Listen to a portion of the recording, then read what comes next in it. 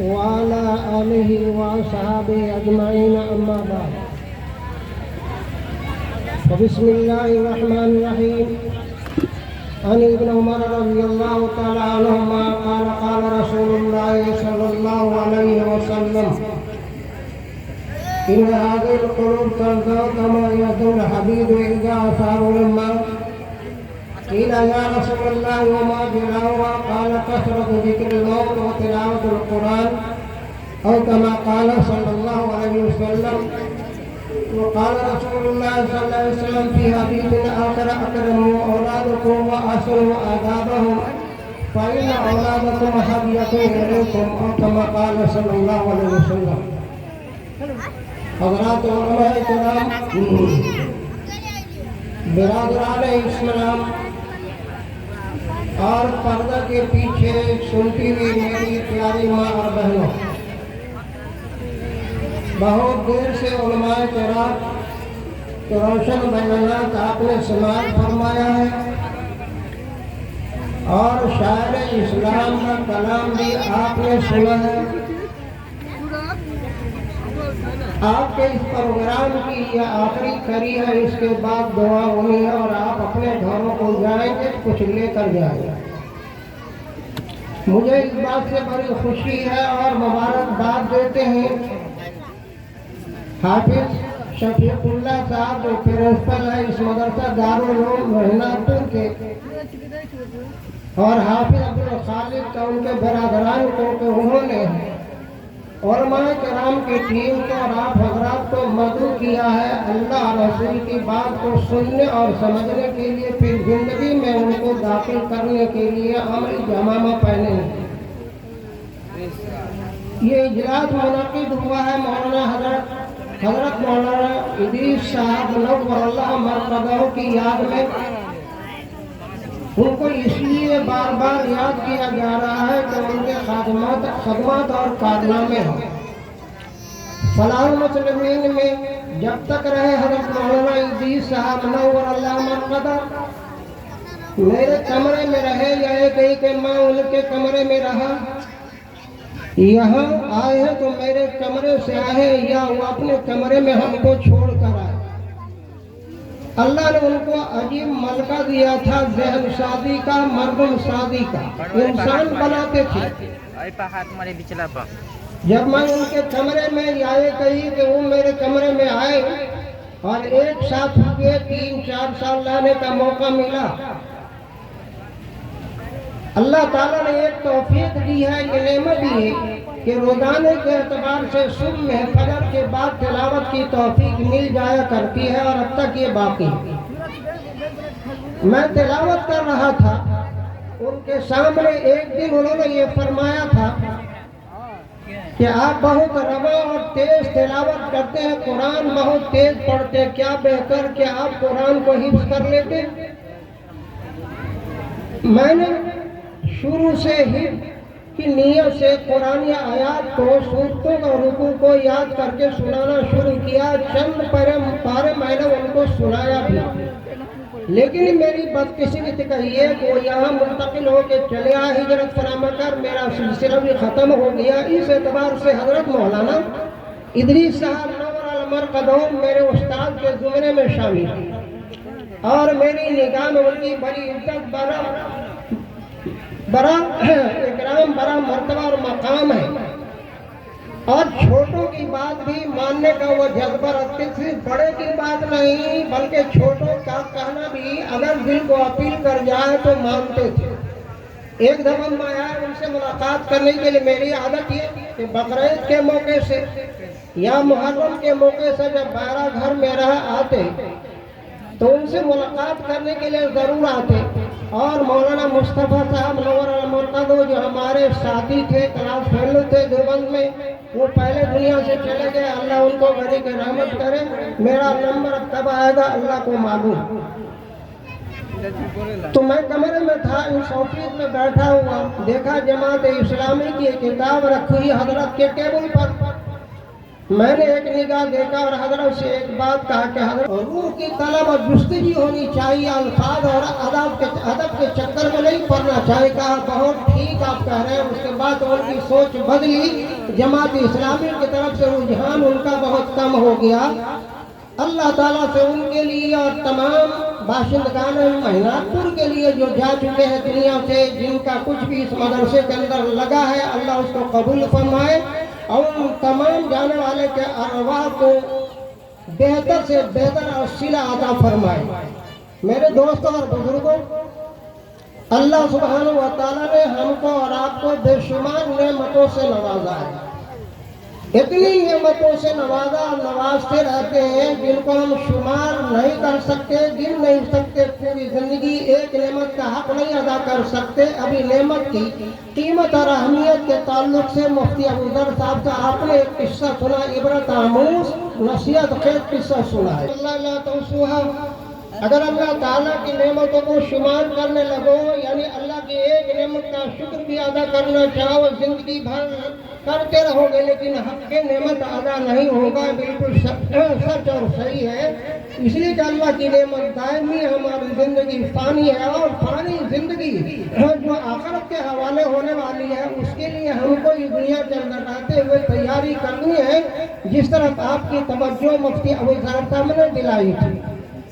ان نعمتوں میں سے جو اللہ نے ہم کو اور آپ کو دیا ہے، ایمان کی نعمت ہے، جس پر جنت اور جہنم کا فیصلہ قیامت میں میدان محشر میں اللہ تعالیٰ فرمائیں گے بندوں کے حق میں۔ یہ ایمان بڑی دولت ہے، اور اس ایمان کی بنیاد میرے دوستوں قرآن و سنت کے اوپر ہے، کتاب اللہ پر ہے جس کو ہم قرآن کہتے ہیں، اور سنت رسول صلی اللہ علیہ وسلم پر ہے جس کو ہم حدیث پاک کہتے ہیں۔ اللہ کے رسول صلی اللہ علیہ وسلم جاتے ہوئے یہ کہا تھا اپنی امتی سے کہ ترکت فیکم امرین لن تضلوا ما تمسکتم بہما، کتاب اللہ اور سنت رسولی۔ لوگوں میں جا رہا ہوں تمہارے بیچ سے، اور میں دو چیزیں چھوڑ کے جا رہا ہوں، ایک اللہ کی کتاب اور ایک میں اپنی سنت چھوڑ کے جا رہا ہوں۔ جب تک ان دونوں چیزوں کو، اللہ کی کتاب کو اور میری سنت سنیہ کو عمل کے اعتبار سے، علم کے اعتبار سے مضبوطی کے ساتھ پکڑے رہو گے، تھامے رہو گے، گمراہی تمہارے پاس قریب نہیں آئے گی، اللہ کی طرف سے ہدایت ملتی رہے گی۔ اسی کتاب اللہ اور سنت رسول پر ہمارا اور آپ کا ایمان ہے، اور یہی دونوں ہمارے ایمان کی بنیاد اور دار و مدار ہے۔ میں نے آپ کے سامنے ایک ایسی حدیث چھوٹی سی پڑھی ہے جس کا ترجمہ اور تھوڑی تشریح کر کے دعا ہوگی، انشاءاللہ ذہن دعا کا بنائیں۔ حدیث کے راوی حضرت عبداللہ بن عمر رضی اللہ تعالیٰ عنہما ہیں۔ ابھی آپ سن رہے تھے کہ علماء کی بات سنیں، صلحاء کی بات سنیں کتاب و سنت کی روشنی میں، تو اپنے اندر ماننے کا جذبہ پیدا کرنا چاہیے، اور اس ارادے سے سننا چاہیے کہ ہم اس پر عمل کریں گے، اللہ عمل کی توفیق ہمیں دے، اس کی دعا کرتے رہنا چاہیے۔ یہ حضرت عبداللہ بن عمر رضی اللہ تعالیٰ عنہما، حضرت عمر فاروق رضی اللہ تعالیٰ عنہ خلیفہ ثانی کے بڑے صاحبزادے ہیں، بڑے متبع شریعت۔ ان کی زندگی کے بہت سارے واقعات ہیں۔ ایک مختصر واقعہ یہ جو ہمارے اور آپ کے لیے عبرت ہے، اس میں سبق۔ خواب میں دیکھا کہ مجھ کو دو فرشتے پکڑ کر لے جا رہے ہیں اور بالکل آگ کے کنویں کے پاس لے گئے، گڑھے کے پاس۔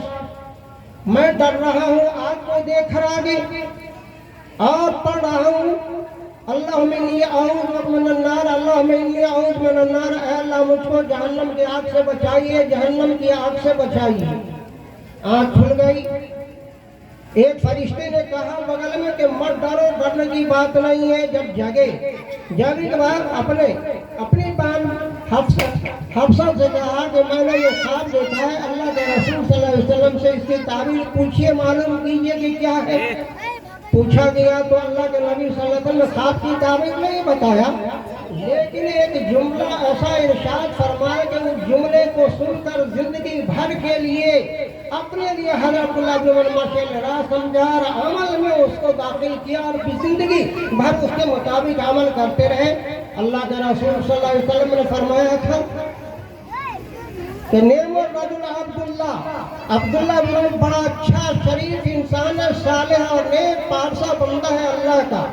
لو کان یصلی من اللیل، کاش کہ اس کی زندگی میں تہجد کی نماز ہوتی، کاش ان کی زندگی میں تہجد کی نماز ہوتی. اللہ کے نبی حضرت عبداللہ عمر کے بارے میں فرما رہے ہیں، عبداللہ بن عمر کے بارے میں فرما رہے ہیں کہ لو نعمت رجل عبداللہ لو کانا یصلی من اللیل، اللہ کا بندہ عبداللہ بہت نیک اور پارسا ہے، کاش اس کی زندگی میں تہجد کی نماز ہوتی. ان کے بیٹے حضرت سالم فرماتے ہیں کہ میرے ابا کا معمول یہ ہو گیا، جب سے اللہ کے رسول صلی اللہ علیہ وسلم کا ارشاد گرامی سنا، کان لا ینام من اللیل الا قلیلا، رات کے تھوڑے حصے میں سوتے تھے اور رات کے اکثر حصے میں جاگ کے رہتے تھے. آخرت کی تیاری کرتے تھے کہ مرنا ہے، آخرت میں ہم کو کچھ عمل کر کے جانا ہے، لے کے جانا ہے.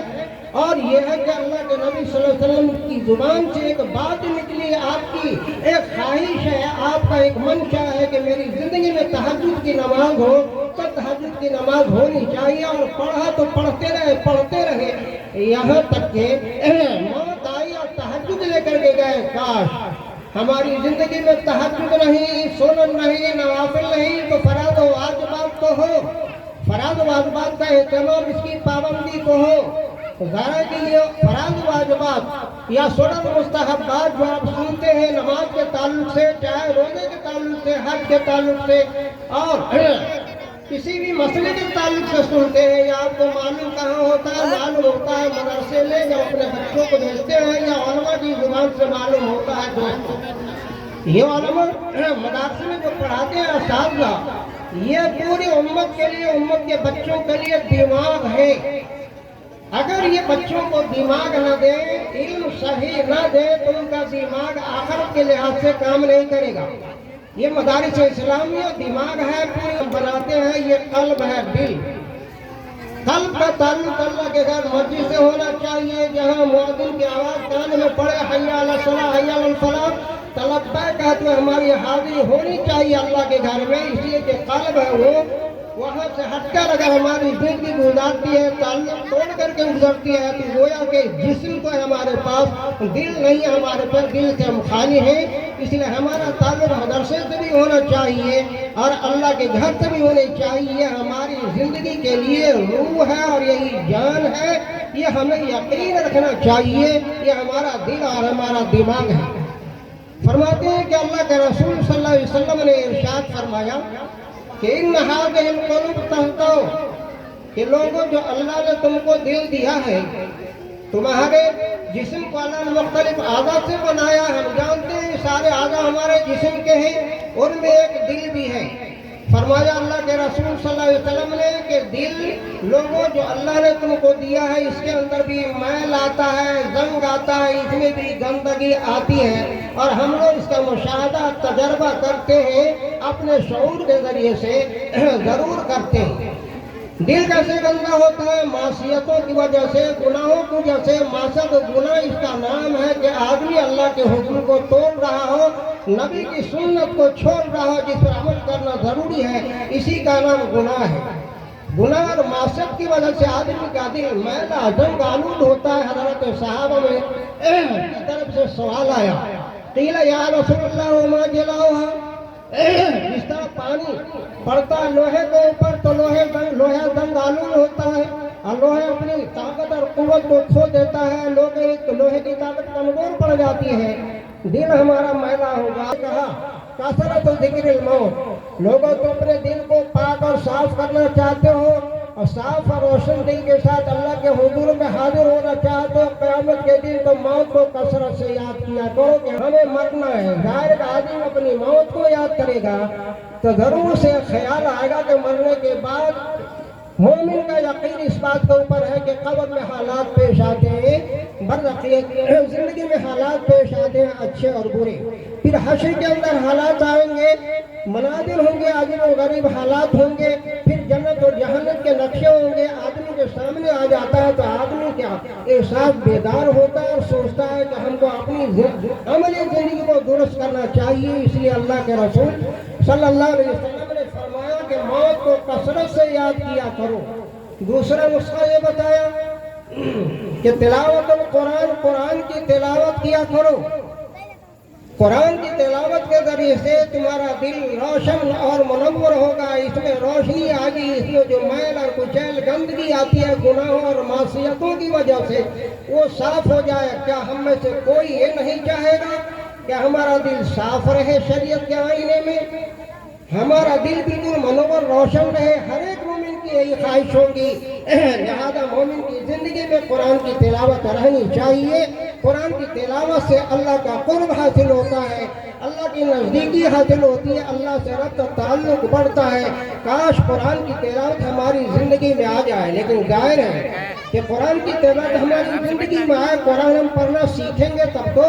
اگر ہم سیکھیں گے، پڑھا ہم نے سمجھا ہے، قرآن کو سیکھا ہے، تب ہم قرآن کی تلاوت کر سکتے ہیں۔ ہم اگر جوان ہو چکے ہیں، بوڑھے ہو گئے ہیں، قرآن تلاوت کرنا جانتے ہی نہیں، پڑھنا نہیں جانتے ہیں، تو ہمارے لیے گشتی مذہب سے ہمارے یہاں تبلیغی جماعت، اس میں اپنے وقت کو لگانا چاہیے اور سیکھنا چاہیے۔ جماعت میں جا کر کے قرآن کا پڑھنا، آدمی جاتا ہے کہ ایک دو چلے کے بعد ضرور لے کر کے آتا ہے، ایسا ذہن اور دماغ کے قرآن کی تلاوت اس کی زندگی میں داخل ہو جاتی ہے۔ وقت زیادہ نہیں ہے، وقت مختصر وقت میں دعا ہو جائے گی انشاءاللہ۔ قرآن کی تلاوت آدمی کو احساس ہو جائے کہ آخرت میں کام آئے گی، دنیا میں ساری چیز دنیا میں رہ جائیں گی، قرآن اور قرآن پر ایمان اور قرآن کے مطابق یہ عمل ہمارے ساتھ آخرت تک جائے گا، جو جنت میں لے کے جائے گا۔ جو ہونا چاہیے قرآن کی تلاوت۔ جو بوڑھے ہو گئے، جوان ہو گئے، وہ جماعت میں جا کر کو قرآن کو سیکھیں۔ کچھ بھوج میں گجرات میں جاتے تھے چندہ کے لیے حافظ منظور صاحب کے ساتھ، نور مسجد ہے، میں نے یہ دیکھا وہاں کہ ایک لہیم شہید موٹے نوجوان میرے بغل میں فجر کی نماز میں متشرع دینی لباس میں، اسلامی لباس میں ہے، نماز پڑھ رہے ہیں۔ میں نے یہ سمجھا کہ یہ کسی بڑے مدرسے، کسی بڑی درسگاہ کے فیض یافتہ ضرور ہوں گے، سند یافتہ۔ نماز ختم ہو گئی، نماز کے بعد میں نے دیکھا کہ اللہ کا وہ بنتا نورانی قاعدہ جیب سے نکالا، مولانا الیاس صاحب جو بھوت کے رہنے والے ہیں ان سے پڑھنا شروع کیا۔ جب وہ پڑھا کے چلے گئے اوپر، میں نے متوجہ کیا، ابو بکر بھائی ان کا نام تھا۔ میں نے کہا کہ بھائی، میں نے تو آپ کو یہ سمجھایا تھا اور آپ نورانی قاعدہ پڑھ رہے ہیں۔ تو انہوں نے کہا کہ کیا کریں؟ یہ مولانا الیاس صاحب دامت برکاتہم میرے پیچھے لگے رہے، یہاں تک کہ میں 3 دن میں نکل گیا، پھر 10 دن میں نکلا، پھر 40 دن نکل گیا۔ مجھے احساس ہوا جب فضائل قرآن سے متعلق حدیث وہاں پڑھی جاتی تھی اور میں نے سنا کہ قرآن پڑھنے میں یہ فضیلت ہے، تو بڑا احساس ہوا۔ میں نے طے کر لیا ہے کہ جب تک مجھ کو پڑھنا، قرآن تلاوت کرنا نہیں آ جائے گا، میں نہیں چھوڑوں گا۔ چنانچہ محنت کرتے رہے۔ دوسرے سال گئے تو دیکھا اللہ کا امن قرآن روانی کے ساتھ پڑھ رہا ہے۔ جب آدمی کو احساس ہو جاتا ہے کہ قرآن کی قیمت کیا ہے، قرآن کون سی عظیم دولت ہے، کیسی نعمت ہے جو اللہ نے دنیا کے انسانوں کو دنیا کی ہدایت کے لیے عنایت فرمایا ہے، تو پھر اپنی زندگی میں لانے کی کوشش کرے گا۔ وہ طریقہ جو چھوٹے بچے ہمارے ہیں پڑھنے کے لیے اس کی زندگی کو بنانے اور سنوارنے کے لیے، اس کے آخرت کی فکر کرنے کے لیے اور دنیا کو بنانے کے لیے تعلیم اور تربیت ضروری ہے۔ سب سے پہلے دینی تعلیم کے زیور سے اس کو آراستہ کرنا چاہیے۔ اللہ کے نبی صلی اللہ علیہ وسلم کے بہت سارے ارشادات ہیں اولاد کے تعلق سے، جو ذمہ داری ہمارے پر اولاد کے تئیں ہے، ان ذمہ داریوں میں سے اور فرائض اور حقوق میں سے ایک بنیادی حق یہ ہے کہ ہم اپنے بچوں کا اور بچوں کا اول فرصت میں دینیات کی تعلیم دیں۔ جب یہ فارغ ہو جائے تو حافظ منظور نے آپ کا انجینئر بناوے، ڈاکٹر بناوے، سب کچھ بناوے، یہ ہماری ضرورت دنیا کی ہے۔ اور ڈاکٹر ہم بنائیں گے، بنانا چاہیے، انجینئر بنائیں گے، بنانا چاہیے، پڑھانا لکھانا چاہیے، اس لیے کہ بے پڑھا لکھا آدمی کے پاس آنکھ نہیں ہے۔ میرے پاس اب لائیے